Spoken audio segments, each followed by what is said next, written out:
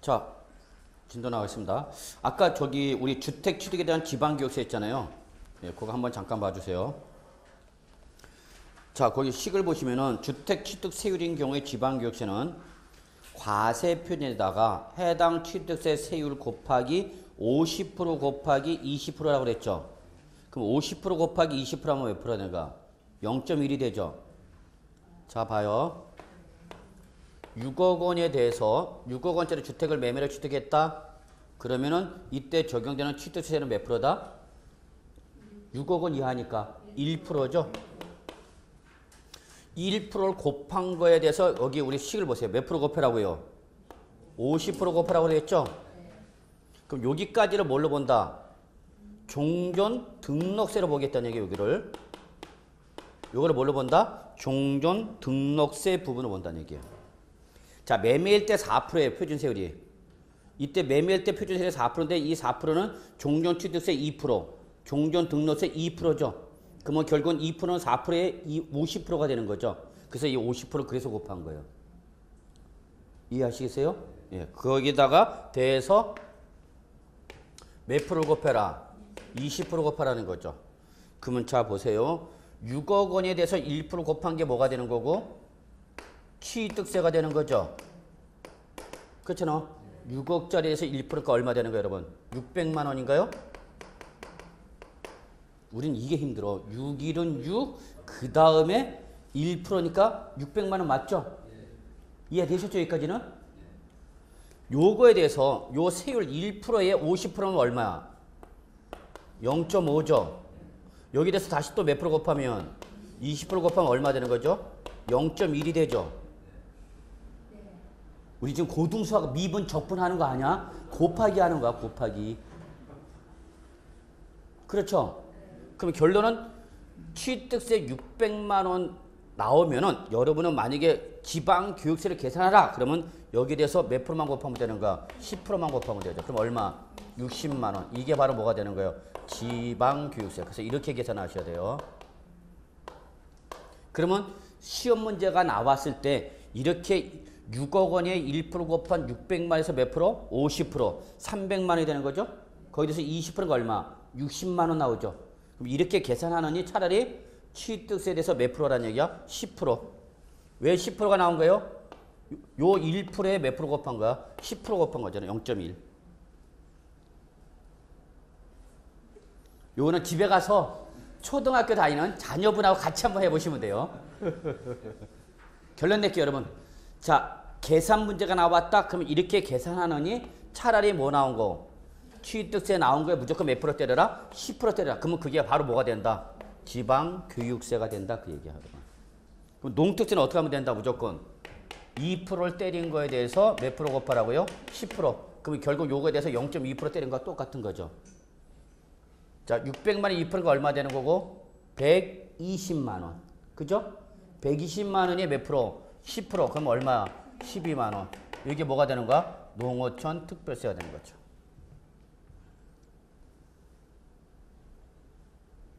그러면 결국은 600만에서 몇 프로 때린 거와 똑같아? 0.2% 때린 거와 똑같죠? 0.2잖아. 괜히 했어, 괜히 했어. 씨.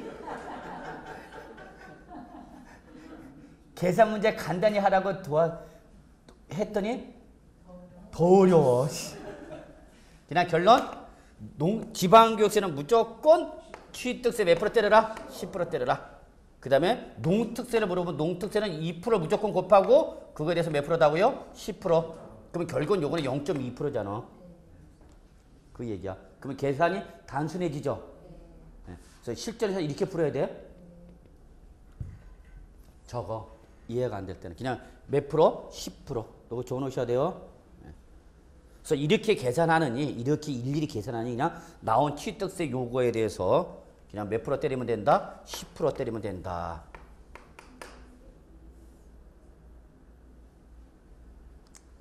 표정관리 지울게요. 예.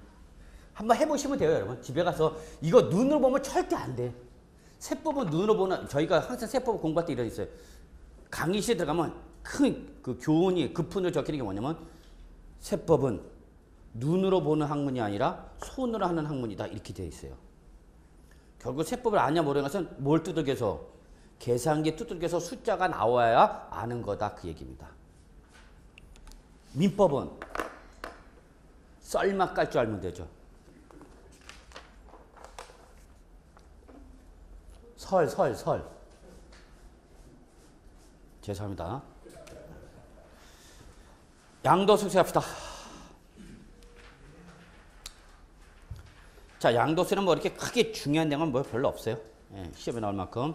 자, 1세대, 일시적 2주택, 1세대 1주택 간주 규정을 종전에는 소득세법 시행령이 하나 열거했던 것을 이번에는 소득세 법률에서 예외적인 경우를 명문화 시켜놓겠다. 그 얘기입니다. 그래서 그냥 무시해도 되겠고요.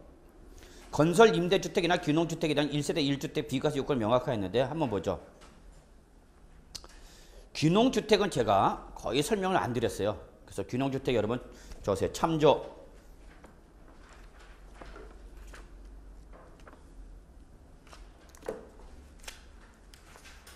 참조 268조 적으시고요. 자, 요거는 뭐를 말하냐면 여러분, 우리 일시적 2주택인 경우에도 글자 이런지 희마리가 없구만. 일시적 2주택인 경우에도 몇 주택으로 보는 경우다 여러분? 1주택으로 보는 경우죠. 그중에 우리가 이런 거 있었잖아요, 여러분. 무슨 주택가? 농어촌 주택, 수도권 밖에 있는 읍 또는 면적의 소재는 무슨 주택이야? 농어촌 주택 하나와 그 외의 도시에 있는 무슨 주택 여러분? 일반 주택 하나. 그 몇 개이지만? 두 개이지만 이 상태에서 어떤 주택을 먼저 양도하면 항상 우리가 특정 주택과 일반 주택이나 뭐부터 처분하라? 일반 주택을 먼저 양도하면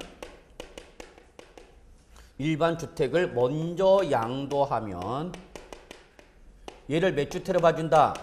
1주택으로 봐준다. 그 얘기죠.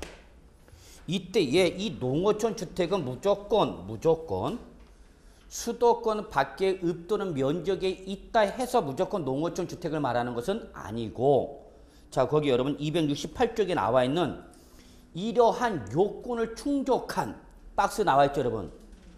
그 박스에 나와 있는 요건을 충족한 귀농주택이나 이농주택이나 또는 상속을 받은 주택을 말하는 겁니다. 그래서 농어촌 주택은 크게 취득의 원천에 따라서 이렇게 세 가지로 귀농주택, 이농주택, 상속받은 주택을 말하는데, 이때의 귀농은 여러분 뭐를 말하는 거예요? 도시에서 어디로 가는가? 농어촌으로 가는 거죠? 자, 이거야 여러분. 내가 도시에서 직장을 다니면서 모은 돈으로 주택 하나를 도시에 갖고 있어. 근데 나는 이제 정년퇴직했어요, 여러분. 정년퇴직하면서 나는 이제 각박한 도시에 있느니 나는 이제 농어촌 지역에 가서 뭐 농사 짓겠다 해갖고 도시에서 어디로 가는 거예요, 여러분? 농어촌으로 가는 거죠, 농어촌. 이걸 뭐라고 그래요, 여러분? 귀농. 거꾸로 농어촌에서 농사 짓던 분이 나 도저히 힘들어서 농사 못 짓겠다. 돼지 새끼 키우면은 AI 뭐 이런 거 다 키워가지고 기껏 1년 내내 먹이고 찌어갖고 팔아먹으려고 했더니 AI에 걸려갖고 조류고 인플루엔자에 걸려갖고 살처분되고 환장하는 거죠. 그분들 입장에서는. 이해되시나요? 아유, 못하겠다. 나 어디로 갈래? 도시로 갈래. 그래서 공인중개사 할래. 이걸 뭐라고 그러는가? 이농. 그렇죠. 귀농할 때도 이농할 때도 제일 먼저 하는 공부가 뭐야?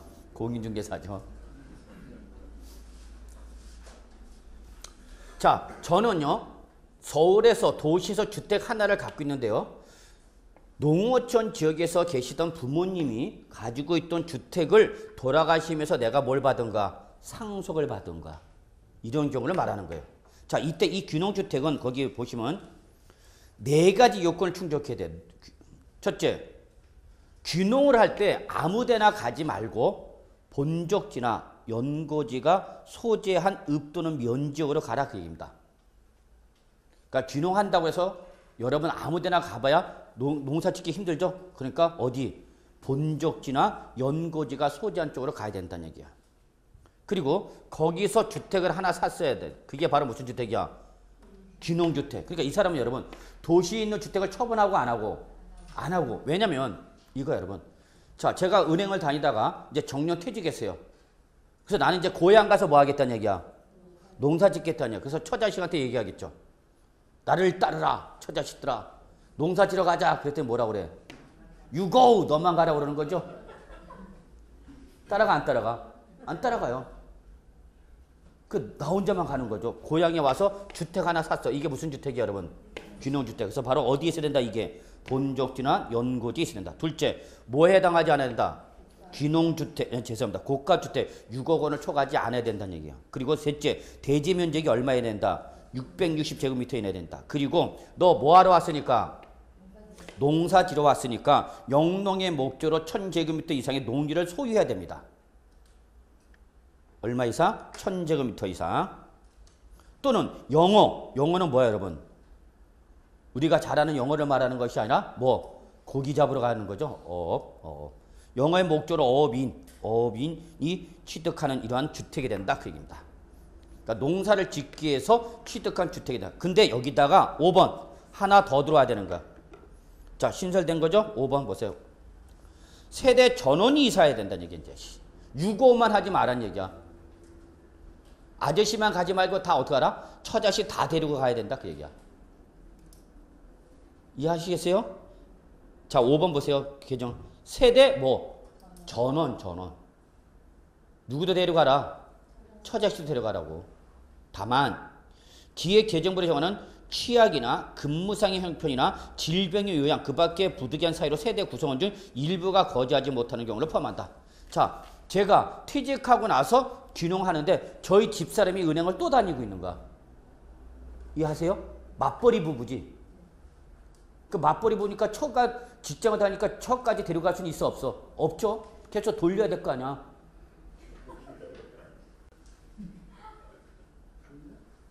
돌려지. 돈 벌고 있는 처를 놀려서는 안 되잖아. 그러니까 너 계속 다녀라. 그 대신 나만 내려갈게. 그건 인정하겠다는 얘기야. 자녀가 도시에서 뭘 다니고 있어? 학교 다니고 있죠.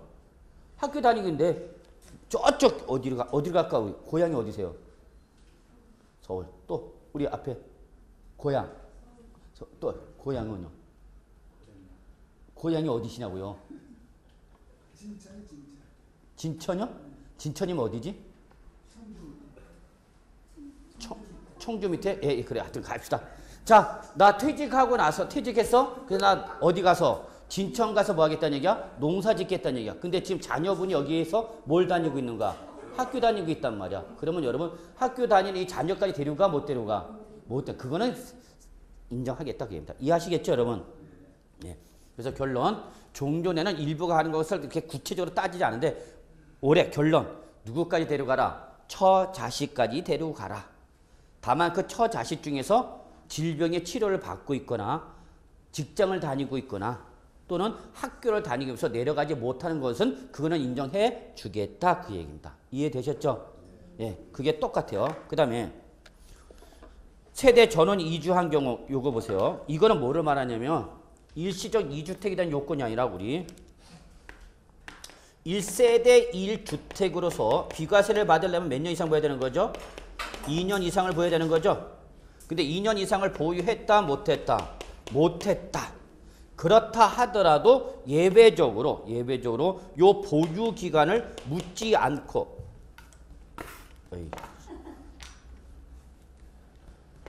소득세법에서 정하고 있는 일정한 요건을 뭐하면 충족하면 그때는 보유 기간을 묻지 않고 뭐 해주겠다? 비과세. 그래서 여러분 요거는 1주택의 예외 규정이죠. 이거는 무슨 규정? 1주택 예외 규정. 요거는 무슨 규정? 보유 기간의 예외 규정이죠.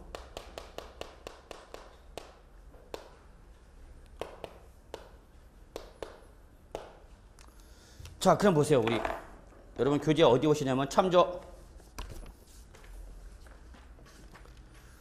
274쪽.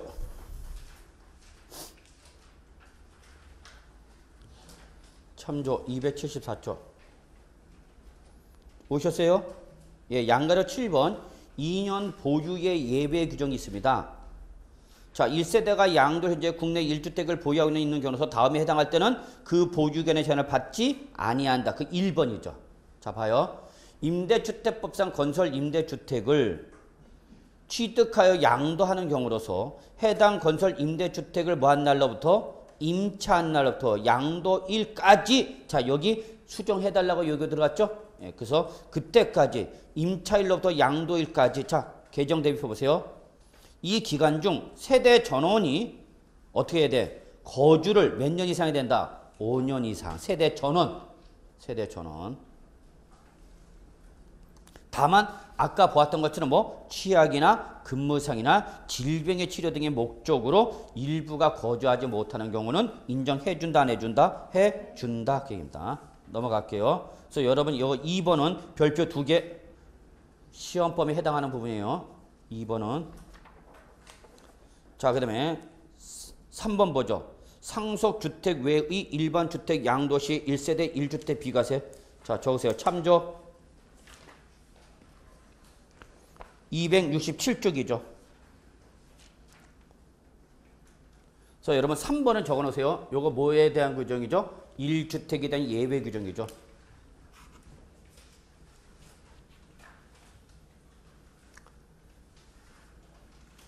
자, 여기 보십시오. 자녀가 1주택을 가지고 있습니다. 이때 부모님도 1주택을 가지고 있습니다.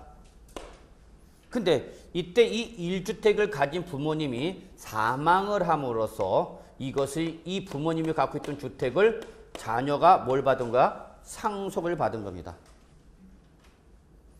그러면 결론은 이 부는 뭐가 되는 거고? 피상속인이 되는 거고, 이때 피상속인이 사망 당시에 가지고 있던 주택으로서 자녀인 누가? 상속인이 상속을 받은 주택을 뭐라고 그러는 거고 여러분? 상속받은 주택이라 표현하는 거고, 이 상속이 개시되기 전부터 자녀가 원래 갖고 있던 1주택 이걸 뭐라고 표현하는 거예요 여러분? 일반 주택 이렇게 표현하는 거죠. 그래서 결론, 이 자녀인 누구는? 상속인은 상속 개시 전부터 원래 자기가 갖고 있던 주택 하나 있었죠? 하나 갖고 있었어. 근데 부모님이 돌아가시면서 갖고 있던 주택을 뭘 받은가? 자기가 상속을 받았어. 그래서 상속인이 몇 주택이 되었다? 지금 2주택이 되었다. 지금 그 얘기야 여러분.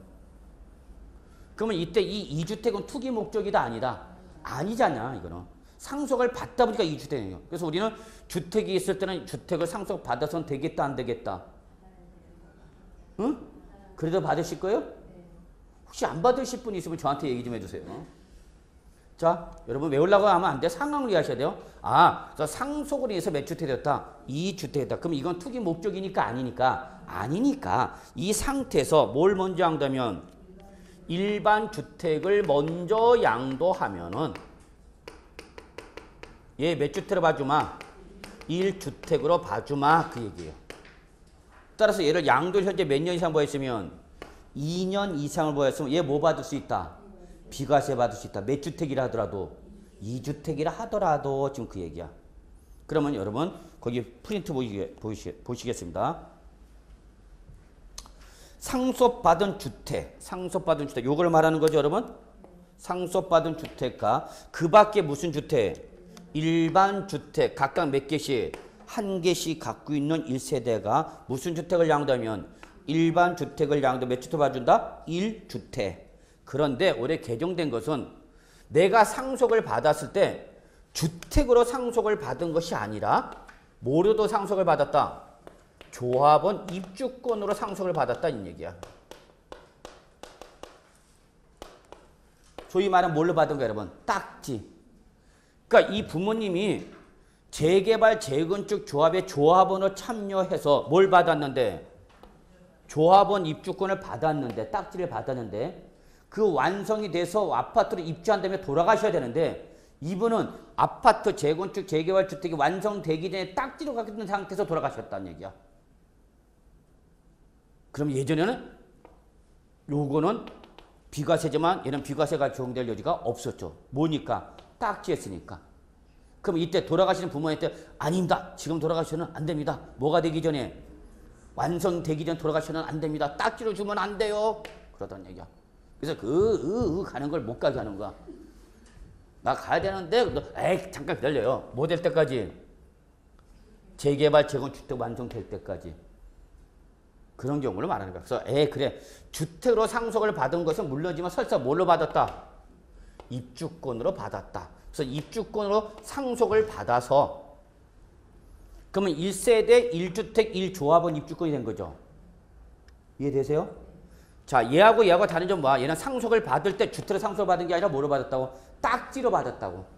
그리고 난 다음에 얘가 뭐로 바뀌는가? 주택으로 바뀌는 거죠. 그것도 인정해 주겠다 그 얘기입니다. 그래서 가로 열고 이렇게 됐죠. 입주권으로 상속을 받아서 시행 완료, 사업 시행 완료 취득한 무슨 주택도 신축 주택도 포함하겠다 그 얘기입니다.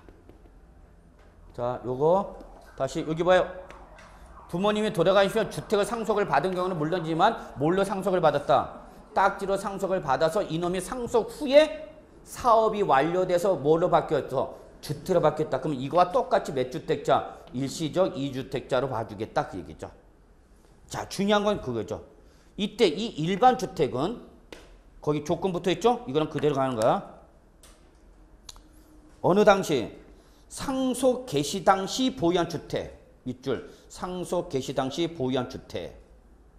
또는 나는 상속을 받을 때 여러분 주택을 갖고 있는 것이 아니라 뭘로 갖고 있던가? 입주권을 갖고 있었어. 입주권으로. 이것도 인정해 주겠다는 얘기야. 결론 여기 보세요. 비과세 대상인 주택에는 모두 포함하겠다. 입주권도 봐주겠다 그 얘기입니다. 그러니까 비과세 범위가 넓어진가 좁아진가? 넓어진 거야. 결론 이해되셨어요? 자, 부모님이 1주택을 가지고 있다가 제가 상속을 받았어요. 근데 상속을 받으면서 나는 몇 주택인데 1주택인데 나는 원래부터 주택 하나 있었죠? 그럼 몇 주택이야? 2주택. 그래도 얘를 먼저 한다 몇 주택을 봐준다? 1주택. 두 번째, 내가 주택을 상속을 받았는데 상속을 받을 당시 나는 주택이 아니라 뭘 갖고 있던가? 입주권. 뭘 갖고 있었다고? 내가 원래 조합원을 참여해서 입주권 갖고 있었다고. 그래서 주택을 상속을 받았죠? 그러면 1주택 1입주권이 됐죠? 그다음 얘가 완성이 되면 뭘로 바뀌어? 주택. 그래서 몇 주택이 돼서 2주택. 그러면 얘랑 주택으로 상속받은 거와 똑같이 취급해 주겠다 그 얘기입니다. 이해되셨어요? 결론 냅시다. 주택은 물론 모두 인정해 주겠다 여러분. 입주권도 인정해 주겠다 그 얘기입니다. 결론은 그거야.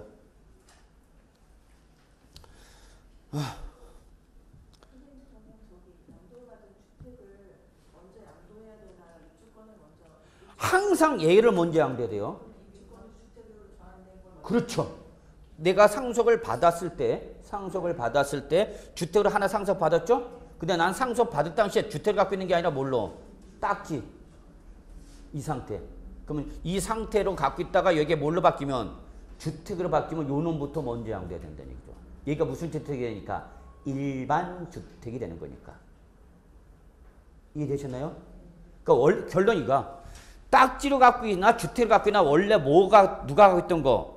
상속인이 원래부터 갖고 있던 걸 팔면은 몇 주택으로 봐준다? 1주택으로 봐주겠다. 그런데 뭐를 양도하면 상속을 받은 주택이나 상속받은 조합원 입주권을 양도할 때 이때는 비과세 대상이다 아니다? 아니다. 그래서 항상 뭐를 먼저 양도하라? 일반 주택을 1번으로 양도하라. 됐나요? 예. 자, 그 다음에 4번 보죠. 자, 4번은 뭐 여러분 봅시다. 자가 신축한 건물 취득식이 나와 있죠? 자가 신축한 건축물. 여러분 교재 280쪽이죠? 딱지 이미 수정표 나와서 다 붙어 있는 거야. 그래서 자가 신축한 건축물 취득 시기는 작년까지는 뭘로 돼 있지만 사용 검사 필증 교부로 돼 있었죠. 이 사용 검사 필증 교부는 어디 나오는 거죠, 여러분? 응? 주택법이죠, 주택법. 주택법이에요. 주택법상 사용 검사 필증 교부일을 신축한 건물의 원시 취득시로 하는데 올해부터는 건축법에 따라서 언제로 사용 승인서 교부일. 그래서 여러분 옆에다 보세요. 취득세와 동일. 꼭 적어 놓으셔야 돼요. 취득세와 동일. 그래서 결론. 신축한 건물의 취득 시기는 취득세나 양도소득세나 언제로 하겠다? 건축법상 사용승인서 교부일에 취득한 걸 보겠다. 물론 다만 사용승인서를 교부도 하기 전에 사실상 사용하거나 뭘 받았다면 임시사용승인을 받았다면 그때는 어떤 날? 빠른 날. 예? 결론 그거죠. 빠른 날. 자, 그 다음에 5번.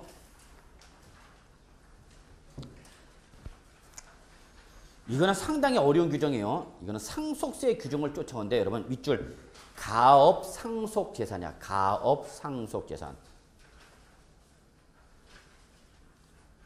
가업을 그러니까 이래서 우리 이거죠. 예, 그 뭡니까? 오다 가다 보면 여러분 그 음식 그 먹거리 음식점에 뭐 원조 뭐 응? 족발? 그래 족발로 갑시다. 또 조금은 거북한 면이 없잖아 있지만 자 족발집이야. 족발집. 그 장사가 잘 되니까 옆에 또 족발집 생기죠. 또 생긴단 말이야. 그럼 여기 이 집은 뭐라고 붙여 이제 원조 족발집 그러겠죠. 근데 여기도 또 뭐라고 붙여놨어? 원조 족발집. 그러니까 여기는 뭐라고 그래? 3대 며느리 원조 족발집 3대 며느리 붙이죠. 그렇잖아. 할머니, 어머니, 딸 이렇게 3대가 가업을 하는 원조 족발집이죠. 그 가업으로 뭐 하는 거? 승계하는 재산에 대해서는 상속세 부과할 때 여러분 예, 그 일정 부분을 상속세 과세 대상에서 이렇게 빼줍니다. 가업으로 상속받는 재산일 때는 과세를 하겠다 안 하겠다? 안 하겠다 상속세. 그거를 그대로 어디로 끌고 오냐? 바로 양도소득세를 끌고 오는데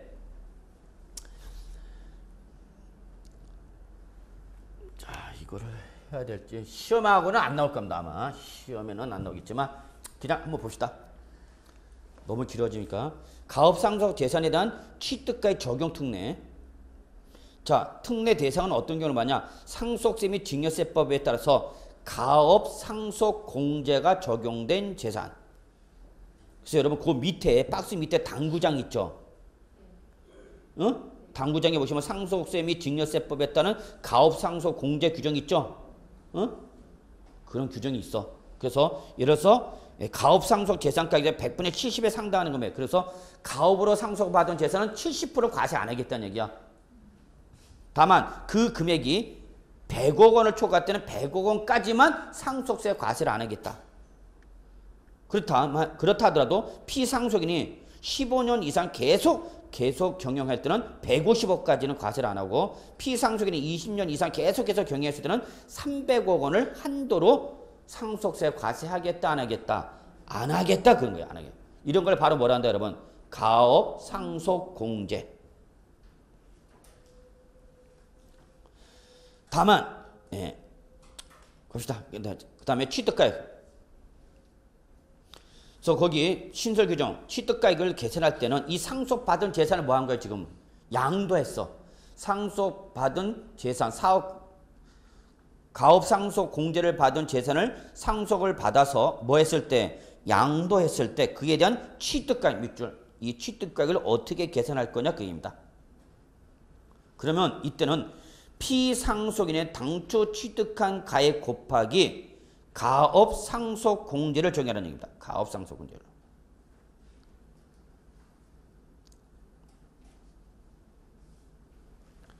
자, 거기 그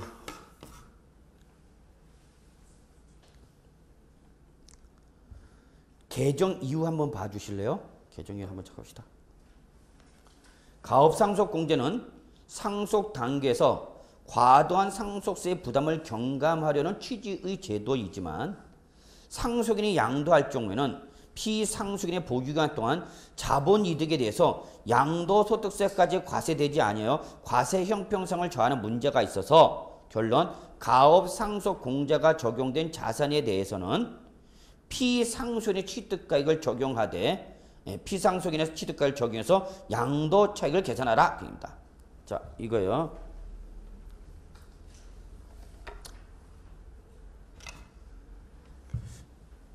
그냥 제가 설명을 할 텐데요.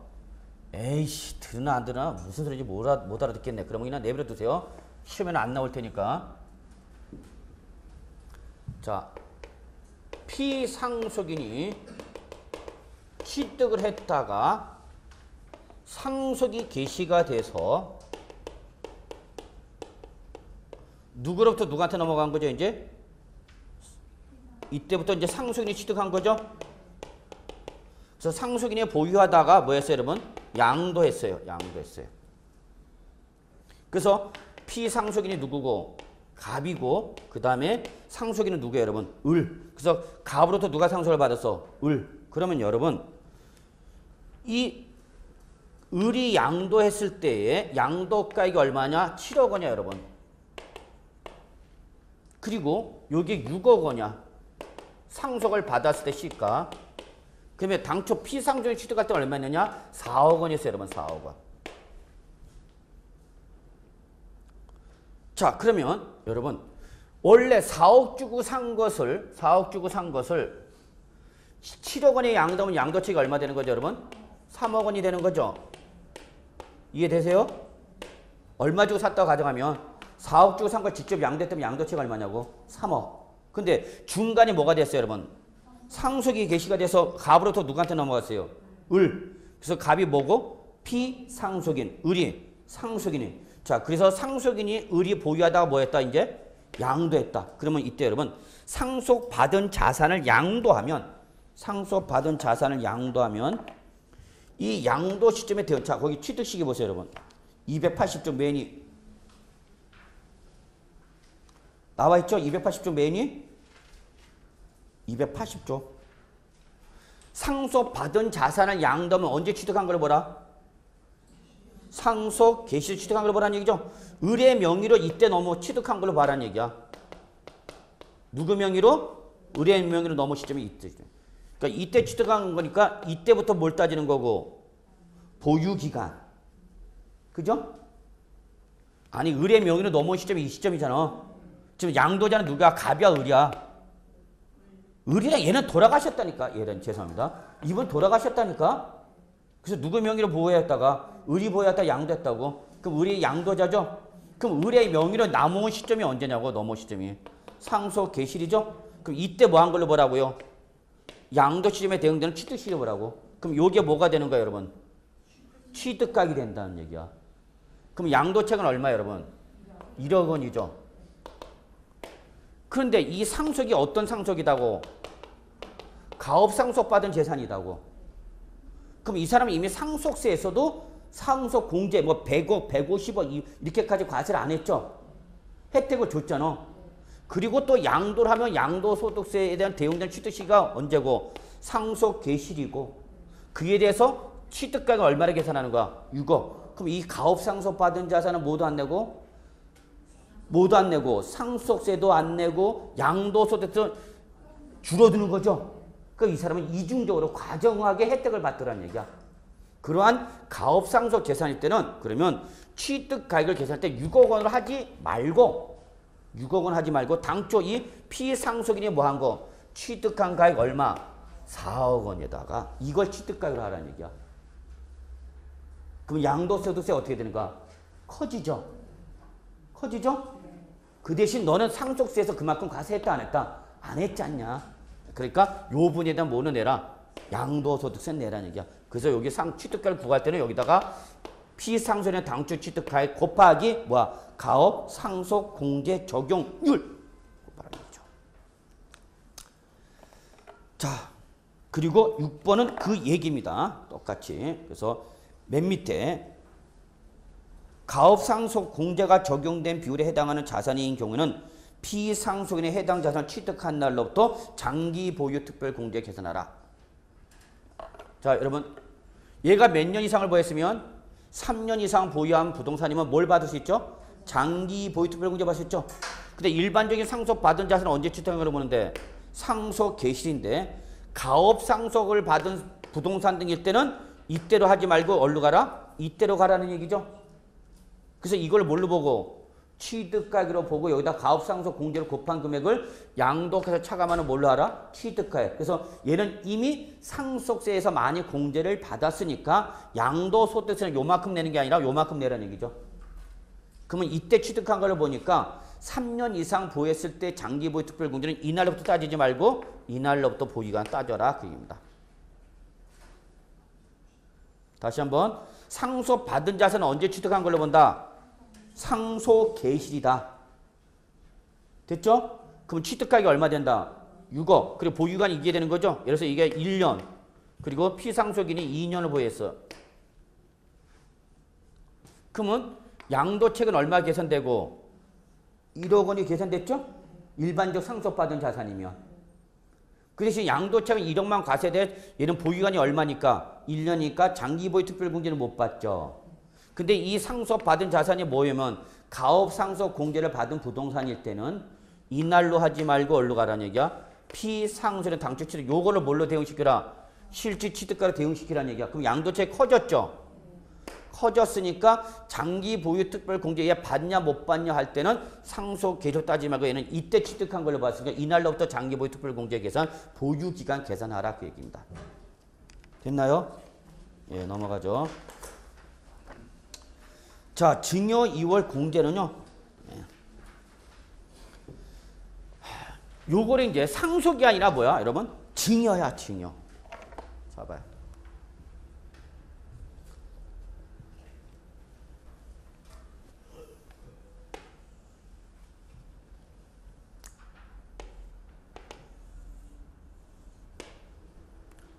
이런 걸 안 하고 공인중개사가 되니까 손님이 오면은 뭘 물어보는 게 무섭죠.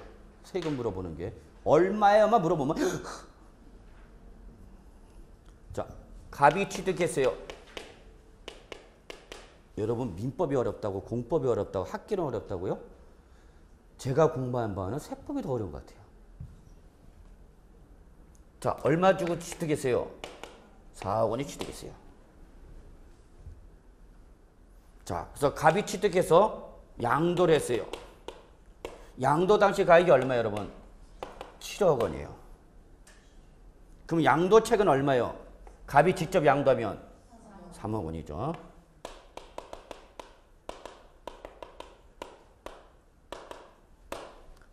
그래서 갑이 취득해서 양도할 때까지가 뭐가 되는가? 보유기간 되는 거죠.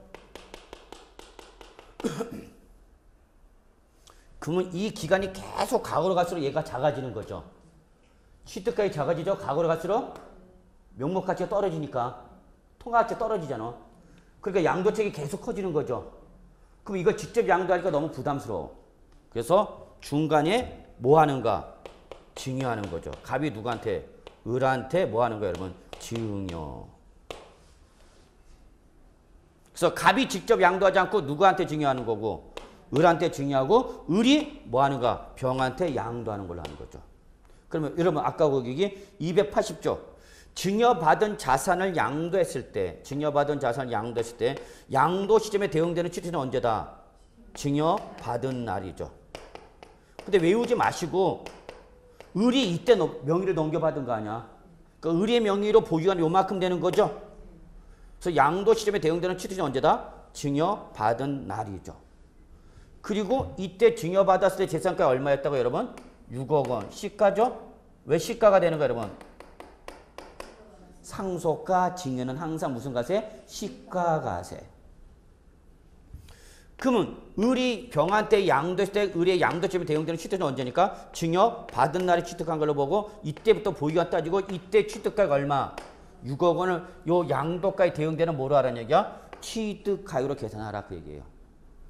그러면 이때 증여받은 자산을 양도했을 때에 양도가액에서 차감하는 취득가액 얼마를 차감하라? 6억 원을 차감하라? 4억 원 차감하라? 6억 원 차감하는 거야, 6억 원. 왜? 양도자가 누구니까? 을이고 을의 명의로 넘어온 시점이 언제니까? 증여받은 날이니까. 이해하시겠어요? 물론 이때 여기에 대해서 뭐가 부과됐겠어? 증여세가 부과됐겠죠. 누가? 을이 냈죠. 그래서 을이 양도했을 때 양도책은 얼마 여러분? 1억 원이야. 그런데 만약에 이때 이 갑과 을이 만약에 누구면 배우자면 다른 말로 누구라면 왼수라면 이때는 자 제가 누차 얘기한 거 있죠. 부부지간의 증여 때는 얼마까지 공제 준다? 6억 원까지 공제 준다 그랬죠? 이게 지금 얼마야? 그러니까 증여세 내는 게 있어 없어? 없죠. 그러니까 실제 뭐는 안 내고 증여세는 안 내고 갑이 직접 양도하는 것이 아니라 슬쩍 자기 배우자 명의로 넘긴 거죠. 그래서 취득 시기를 이 시점이 아니라 일로 땡겨버린 밀어버린 거죠. 우리 누구다고 배우자가 뭔지는 아시죠? 저는 결혼을 안 해서 모르겠다 그런 분은 어쩔 수 없지만 그냥 왼수 그렇게 생각하면 돼. 네. 죄송합니다. 저희 집안 얘기야. 자 그러면 이 사람은 갑이 직접 양도하는 것보다 양도책이 커져서 작아졌어? 작아졌죠. 작아졌죠. 아 그러면 여러분 이렇게 하면 되네. 오래 보유한 자산일수록 직접 양도하지 말고 얼마까지는 6억 원까지는 증여세 부담이 있고 없고 그러니까 누구 명의로 배우자한테 증여한 다음에 양도하라 그 얘기죠. 그러면 세금이 어떻게 돼? 줄어드는 거죠. 이해되셨어요? 여기까지? 됐죠? 여기까지? 물론 이때 의뢰 또 증여세를 냈을 뿐 아니라 또 뭐는 내야 돼? 취득세 내야 되죠. 몇 프로로? 3.5% 내야 되잖아. 근데 그 내는 것보다 뭐가 더 크다는 얘기야? 줄어드는 양도소득세 더 크다는 얘기지. 이해되세요? 그러니까 여러분이 나중에 실무 나갔을 때 무조건 증여하라고 그러면 안 돼. 증여로 인해서 증여세가 부과됐을 때는 증여세와 그로 인한 뭐를? 취득세 금액과 줄어드는 뭐를? 양도소득세를 계산해봐서 줄어드는 양도소득세가 증여세와 취득세보다 커야 돼? 작아야 돼? 또 어려워진다. 증여받았으니까 뭐가 부과됐다? 증여세. 물론 6억 원까지는 증여세가 없지만 얘가 7억짜리도 있고 8억짜리도 될 수 있잖아. 그럼 8억짜리 증여받았어. 그러면 6억 원까지는 과세 안 하죠. 그럼 2억 원만 과세하죠? 거기서 증여세. 그리고 8억 원에다 뭘 내야 돼 여러분? 취득세 3.5% 내야 되잖아. 8억 원에 취득세 내야 되죠? 이게 증여로 인해서 발생하는 비용이죠. 그래 안 그려? 증여로 인해서 발생하는 비용이잖아. 그로 인해서 양도책이 여기서 이렇게 줄어들었죠. 그러니까 양도소득세 절감액이 얘보다 얘가 커야 돼? 작아야 돼?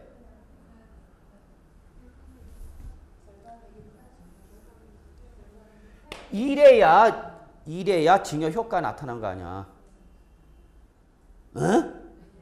이 비용보다 줄어드는 소득세가 더 크다고. 에이씨. 얘가 100인데 줄어드는 양도세는 얼마야? 200이야. 그러면 증여해야 돼? 안 해야 돼? 해야죠 이때는. 이해되셨어요? 근데 증여로 인한 비용이 300인데 그로 인해서 줄어드는 양도세는 얼마야? 200이야 200. 그럼 이거 증여해야 돼? 안 해야 돼? 안 해야죠. 안 해야 되죠. 이게 바로 재무설계, 텍스설계, 컨설팅에 이런 게 사실은. 공인중개사가 되시면 사실 이런 거 해줄 줄 알아야 된다는 얘기야. 부동산을 가진 사람 재산하냐? 내가 이 시점에 직접 양도할 거지 중간에 증여를 통해서 증여 받아서 양도하는 것이 나느냐? 공인중개사는 어떤 게 좋은가요? 그러면 고객님 시험 범위가 아닙니다. 누구한테 보내는 수밖에 없어? 세무사. 그러니까 공인중개사 얘기해 주는 게 하나도 없다는 얘기야 지금. 이해되셨죠? 여기까지 어쨌거나. 뭐 함으로써? 증여를 하면 중간에 증여하면 양도소득세 커진다 작아진다? 작아진다. 그러니까 쓸데없이 양도소득세 줄이려고 자기 누구한테?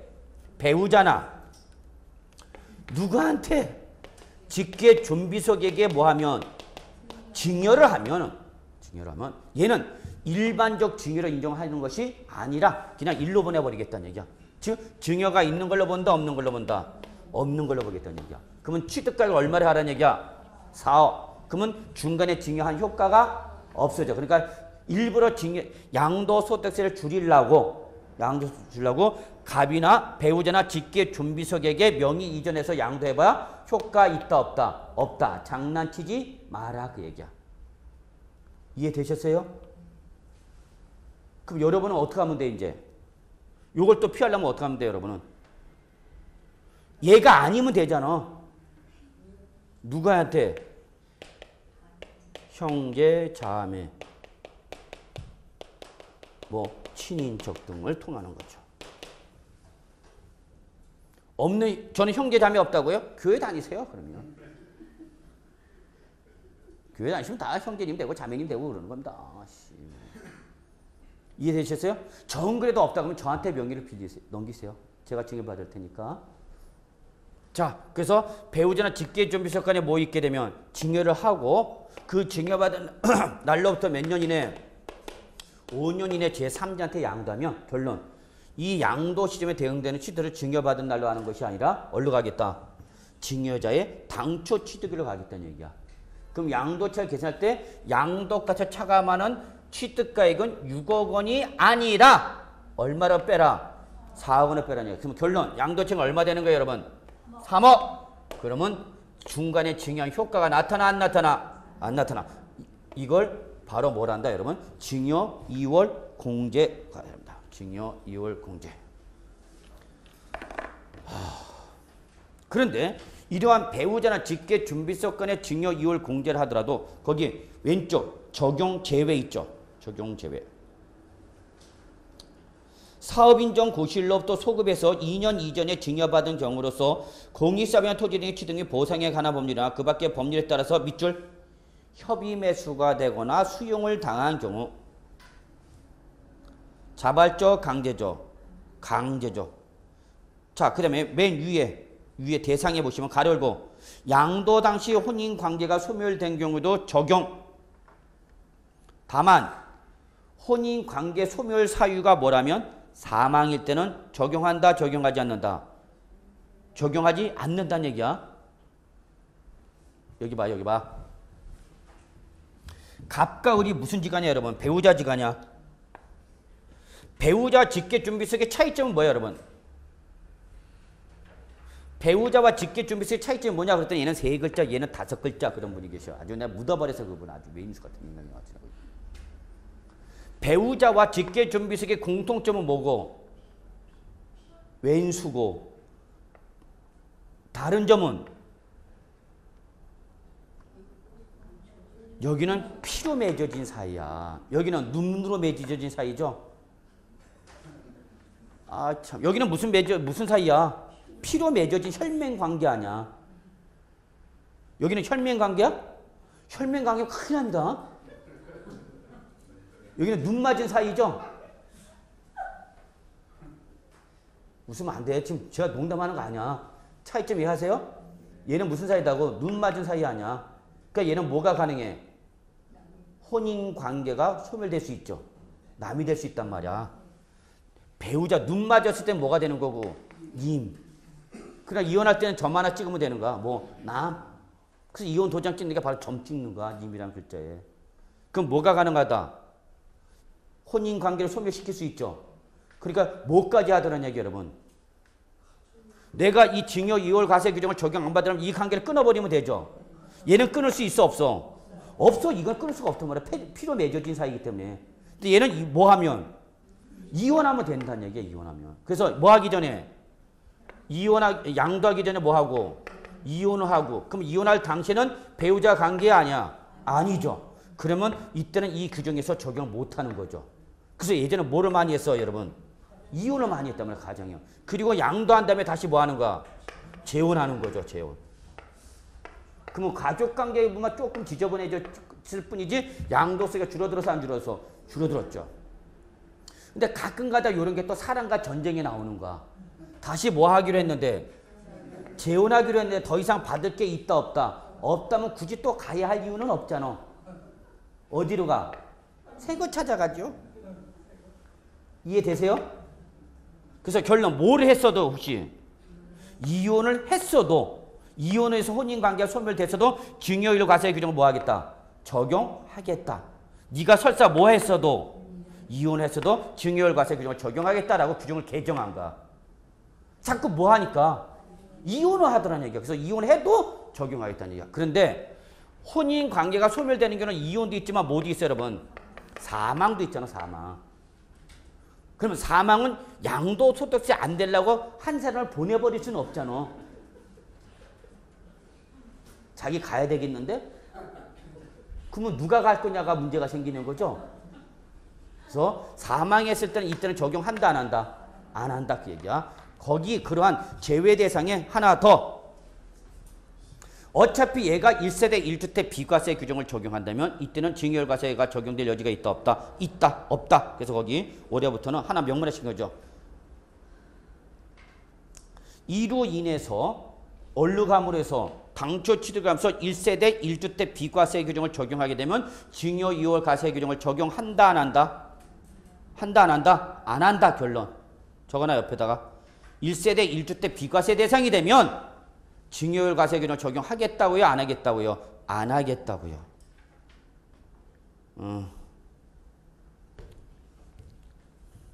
예, 나중에 또 합시다. 뭐 이런 거는 뭐 들을 때마다 새롭고 참신하고. 자, 그 다음에 8번.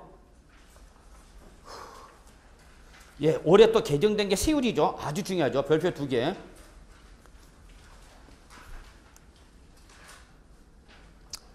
자, 봅시다.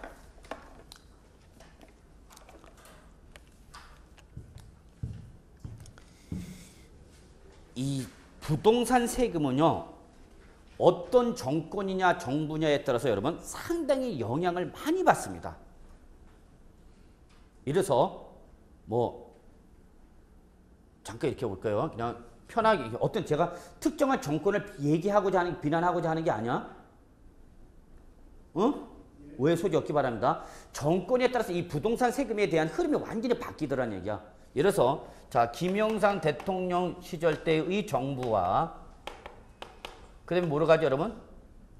김대중 대통령 정부가 있죠. 그 다음에 뭐로 넘어가죠 여러분? 노무현 대통령 정부가 일어나는 거죠. 그 다음에 어디로 가는 거죠 여러분? 이명박 대통령 정부가 있죠. 그 다음에 어디로 가죠? 지금 현 박근혜 대통령 정부죠. 자, 오해 소지 없기 바랍니다. 제가 어떤 정치적 얘기 하자는 거 아닙니다. 자, 그러면 김영삼 정부로부터 김대중 정부로 넘어올 때 여기가 1998년인가요? 맞죠? 그래서 2003년까지가 되겠네요. 5년간이니까. 맞잖아. 그래서 말기가 여기가 바로 1998 그 유명한 뭐가 터진 거야? IMF 터진 거 아니야. 그래서 IMF 터져서 김대중 정부에서 뭐합니까? 구제금융 지원하면서 경제 이거 메꿔 가는 거 아니야.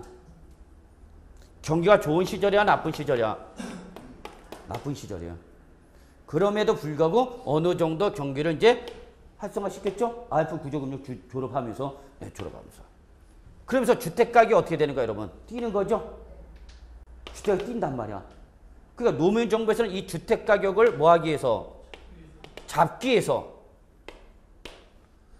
세부담을 부동산 관련 세금을 무겁게 가볍게 무겁게 때리게 됩니다. 여기서 무겁게 때리죠. 이때 나온 게 바로 뭐냐면 양도소득세에서의 뭐고 다주택에 대한 중과세 그리고 비사업용 토지에 대한 중과가 일어난 거죠. 그래서요. 그리고 이때 뭐가 생겼죠 여러분? 종합부동산세가 생겼어요. 맞아요?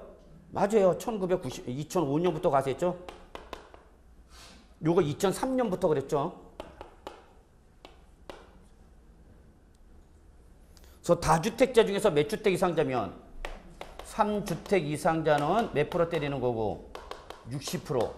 2주택 이상자는 몇 프로 때리는가? 50%. 비사업용 토지 몇 프로 때리는가? 60%. 이게 다 어느 정부 시절에 나온가? 노무현 정부 시절에 나온 거죠. 다. 그러다가 정권이 바뀌는 거죠? 그죠? 그러면서 이거를 적용을 해야 안 해? 폐지시키고 하는 거죠. 주택 경기가 이때는 언제? 여기는 주택 경기가 어떻게 되는 거니까? 침체되어야죠.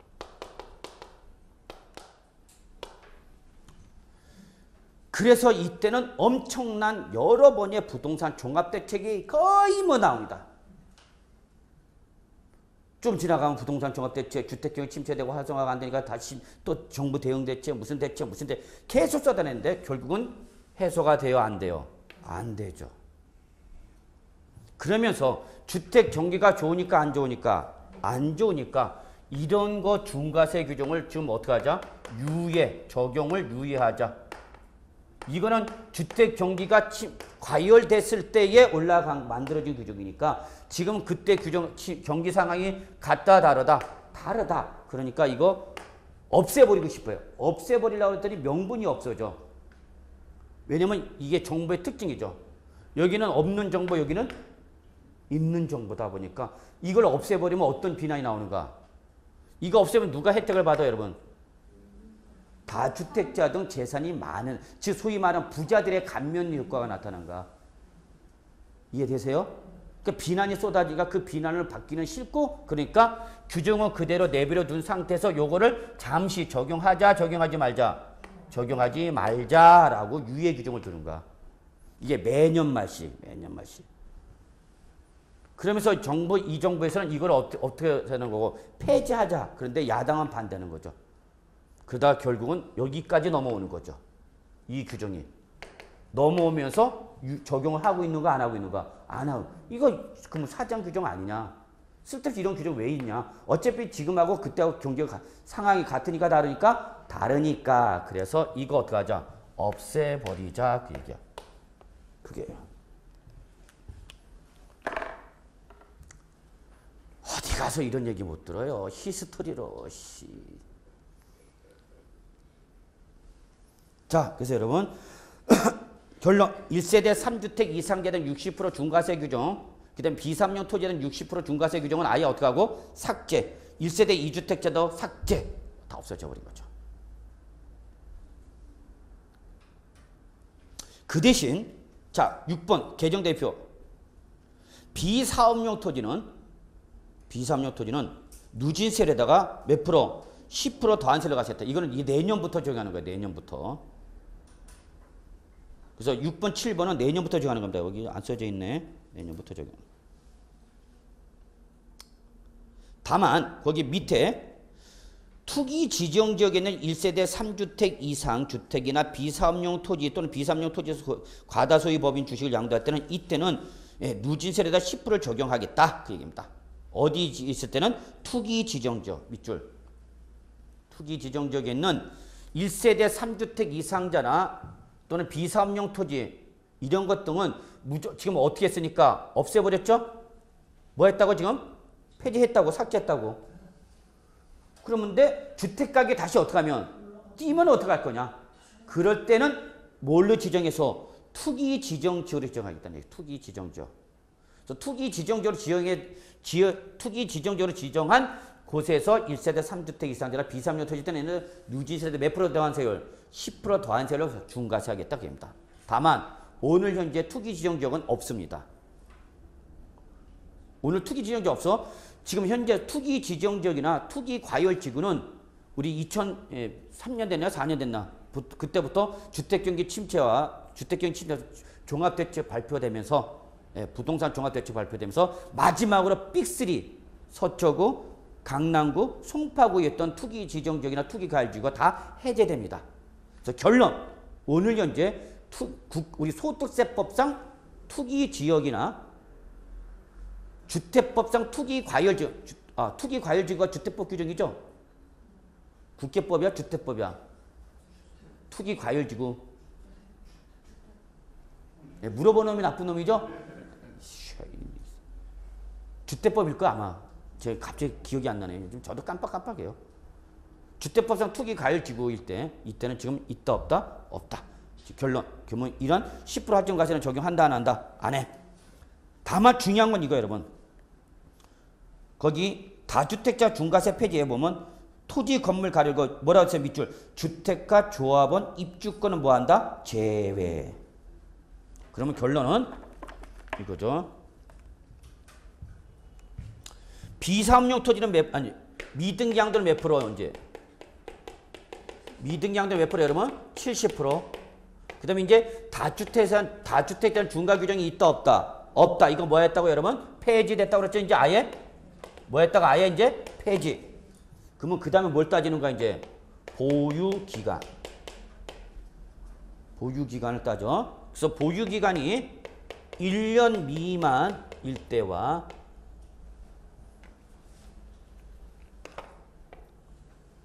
1년 이상 2년 미만일 때 2년 이상일 때 이렇게 세 개로 구분하셔야 돼요. 보유기간을. 적어놔.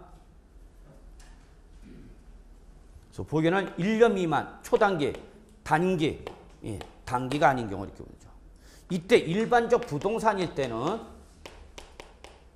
미등기 양도가 아니면 뭘 따지고 여러분? 보유기간. 그래서 보유기간이 1년 미만이 몇 프로 때리고요? 50%. 1년 이상 2년 미만 몇 프로고요? 40%. 2년 이상이 돼야 6%부터 38%까지 몇 단계? 5단계 초과 누진세로 가자는 거죠.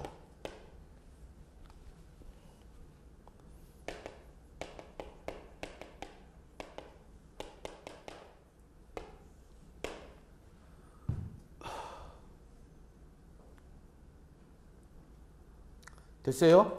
그런데 올해 개정된 건 이거야. 이 부동산이 뭐이거나 주택이거나 재개발, 재건축, 조합원, 입주권이라면 자, 제가 항상 여러분 얘기한 거 있죠.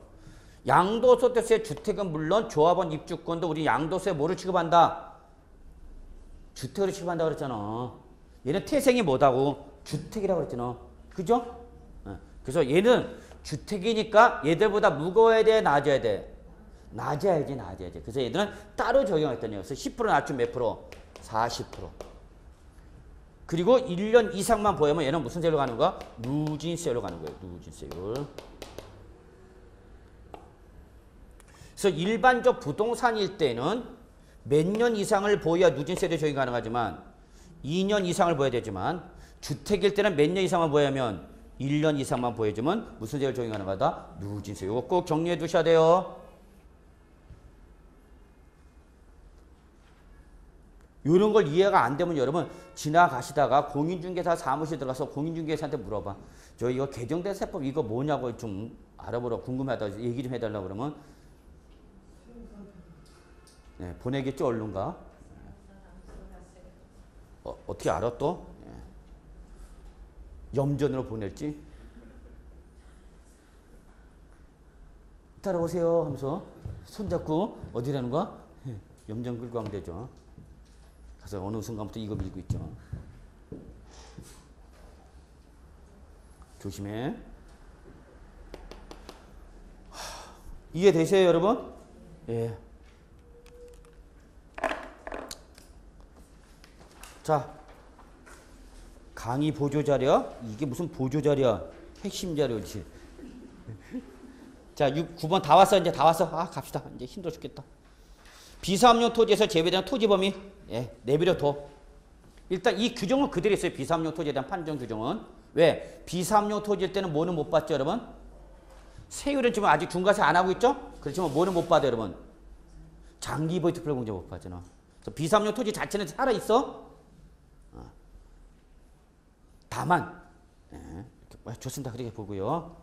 자, 그 다음에 10번. 등기부 기재가액을 실질거래가로 추정하는 기준금액에 대한 상향 조정이 있는데 여러분 그건 한번 읽어보세요. 시험에는 안 나올 거예요. 왜냐면 이거는 관할 세무사자 등 과세관청의 결정, 정정, 재경정할 때 얘기이기 때문에 시험에까지 나올 가능성은 드물다. 그냥 한번 읽어보시기 바랍니다. 자, 그 다음에 종합소득세. 자, 역시 이 임대주택.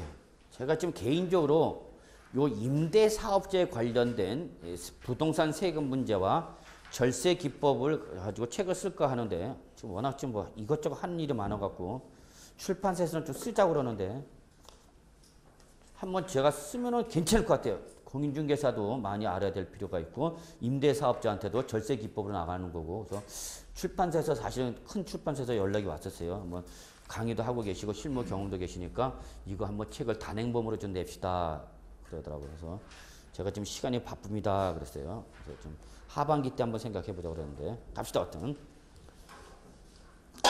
자 나도 빨리 가고 싶어. 알았어. 지금 이거 끝나자마자 또 해야 할 일이 지금 산더미같이 쌓여 있어요.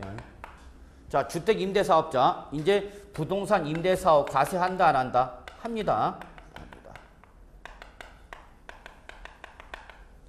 근데 얘는 일반 부동산 임대 사업과는 다르다는 얘기죠. 주택 임대 사업.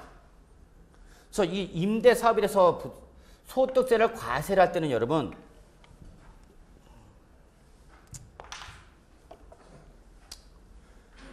이 주택 임대 사업에 대한 임대료는 여러분 두 가지로 구성됐죠. 뭐와? 보증금과 뭐로 구성됐죠, 여러분? 월세로 구성됐죠. 자, 과세 대상이 할 때에 이 과세 대상이 되는 것은 뭐와? 보증금과 뭐가 있다, 여러분? 월세, 월임차료죠. 그러면 원래는 세법상 과세 대상이 되는 소득은 월세만이 과세가 되는 거예요. 보증금은 임대 사업자의 수입이에요, 수입이 아니에요? 수입이 아니야. 왜 수입이 아니냐면 보증금이나 전세금은 전세 기간이 만료가 되거나 임대차 기간이 만료가 되면 도로 임차인에게 또는 전세인에게 돌려줘야 되는 부채야, 부채. 그냥 원래는 과세를 해야 돼, 안 해야 돼? 안 해야 돼요, 안 해야 돼요. 그럼 뭐에 대해서만 과세하는 거야, 여러분? 월세만 과세해야 되는 거야. 그러면 자 보세요. 개념을 이해하셔야 돼요, 세법은. A 부동산을 여러분 임대로 하고 있는데 임대 조건이 이 사람은 어떻게 됐냐면 보증금 100에 월세 10을 받아. 그러면 1년 치면 12가 되는 거죠. 월세니까 월 10을 받아. 그럼 1년을 몇 번 받는가 여러분? 12번. 또 어렵다 그러지 말고. 무조건 숫자만 쓰면 어려워해. 아, 또 나왔다. 그러면 이때 세법상 원래 과세는 뭐야? 요 놈이 과세가 되는 거야. 이게 임대 수입이고 이거는 부채니까 나중에 돌려주는 거죠. 그러면 여러분 생각해봐. 얘는 120에 대해서 소득세를 내야 되는 거죠. 그럼 이럴 수도 있겠네. 보증금을 그냥 300을 받고 월세를 아예 안 받는 거죠. 그럴 수도 있어, 없어? 있어. 이게 바로 뭐가 되는가? 전세지 뭐야. 엄마?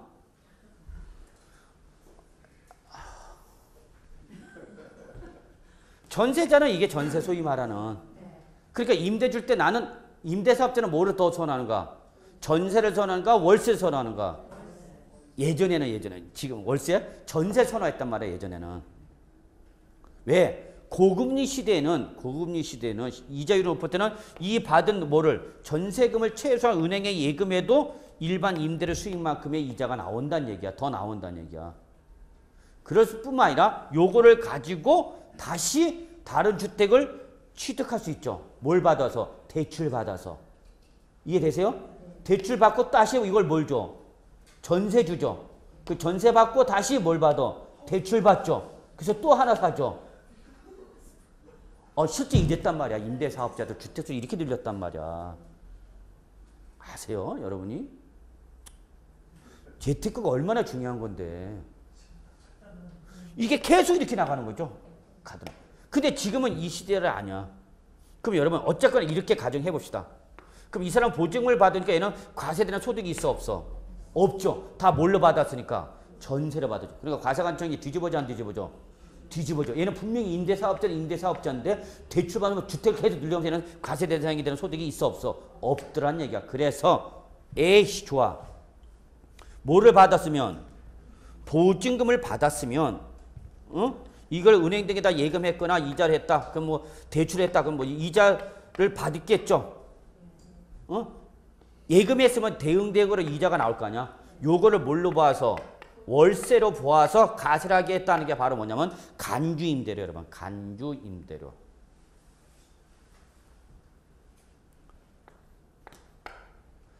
근데 이 주택에 대해서 간주임대료 과세를 하게 되면은 임대사업자의 세부담이 커져, 작아져? 커지죠. 그러니까 이거를 또 누구한테 전가시켜? 임차인한테 전가시켜. 그러니까 뭐 어떻게 전가시켜? 월세를 올려버리는 거죠. 그러니까 항상 누굴 잡겠다고 때리면 임대사업자를 잡기 때문에 이게 임대사업자가 맞는 놈이 아니라 임대사업자가 살짝 피하는 거야. 그 뒤에 또 누가? 임차인이 하고 또 걔가 맞는 거죠. 이해하세요? 그러니까 돈 없는 서름이야 이게. 웃을 일이 아니야 이거는 사실은. 돈이 많은 사람은 빠져나가는 수단이 다양하다는 얘기야. 이해하시죠? 제가 뭐 얘기하는지. 근데 돈이 없는 사람은 빠져나갈 수단이 상당히 제약될 수 없어. 그냥 맞아. 아, 임대인이 자꾸 월세 올려라. 그럼 어떻게 해? 나 딴 데 갈래? 딴 데 다 올라가는데? 그러면 뭐 서울역까지? 그럼 다 서울역 가면 어떻게 해? 이해되시죠? 예. 그래서 문제가 생기는 거죠. 지금 최근에도 뉴스 났잖아. 우리 주택 임대사업자 과세해버리겠다. 예. 임대소득 다 추적해가고 다 과세하겠다. 다만 일정한 금액일 때 유예기한 주겠다 뭐 그런 거 주고 있는데 지금. 그런데 실은 그보다도 뭐가 더 문제야 여러분. 과세소득으로 잡혀버리면 재산과 함께 소득이 증가돼 버리는 거죠. 그러니까 뭐가? 임대사업자가 직장인이냐 직장인이 아니야? 직장인이 아니잖아. 그러니까 뭐야? 지여의료보험이잖아. 그러니까 뭐가 커져? 건강보험료가 확 올라가 버립니다. 이 건강보험료 이게 문제입니다. 사람들이 소득세 늘어나는 것보다도 건강보험료 무식하게 올라갑니다. 세계에서 아파트나 이러한 재산이나 자동차 갖고 있다고 해서 여기 대해서 건강의료보험료 때리는 나라는 우리나라밖에 없어. 이 무식한 나라야. 자, 생각해 봅시다, 여러분. 나 퇴직했어. 나 지금 아직도 울분을 터뜨리는데. 나 지금 뭐 했어, 여러분? 퇴직했어. 나 회사 다니 생활하면서 평생 직장 다니면서 모은 돈으로 뭐 하나 샀어? 아파트 조그만 거 하나 샀어. 그 교통수단 뭐 하나 샀어, 여러분? 자동차 하나 갔어. 그리고 나는 이제 퇴직했으니까 근로소득자가 아니죠. 어디로 가는가? 지역으로 가잖아. 그럼 지역일 때는 소득은 없지만 뭐에 대해서? 재산에서 건강의료보험. 이거 무식해 큽니다. 몇십만 원이야, 이거. 그러면 나는 지금 퇴직해갖고 소득도 없는데 여기다 의료보험료 내라. 이게 이런 나라가 어딨냐고. 이건 정말 고쳐야 되는 거야. 무식한 나라야. 에? 몇십만 원 돼 이거. 아파트나 자동차 되면 기본 뭐 2, 30만 원 될거요? 최소. 예, 20만 원 나갑니다. 기본 나가. 또 울분을 토로하고 있네. 그래서 이 사람을 밀어주면 보내주시기만 하면 저는 이거 없애버리겠습니다. 보내주시겠습니까? 이것도 고발당했다 정치고발. 자, 그래서 여러분 이런 주택일 때에는 간주 임대료를 자 마지막으로 할게요. 1세대 몇 주택자 3주택을 초과해서 기준시가가 3억을 초과할 때만 과세합니다.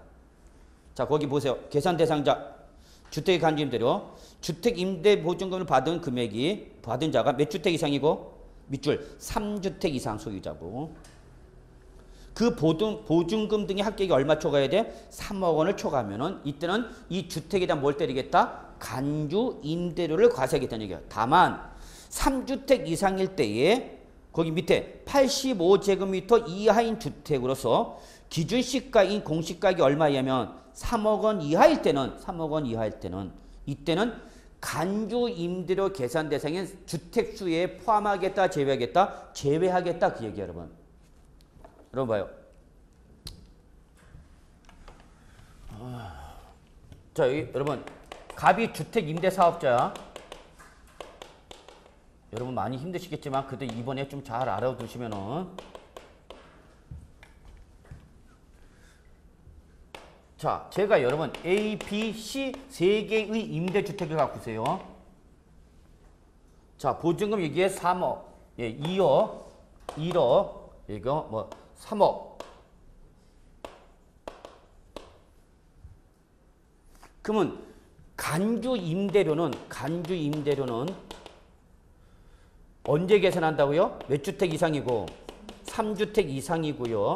그 다음에 보증금이 얼마 이상이 된다고요? 3억 원.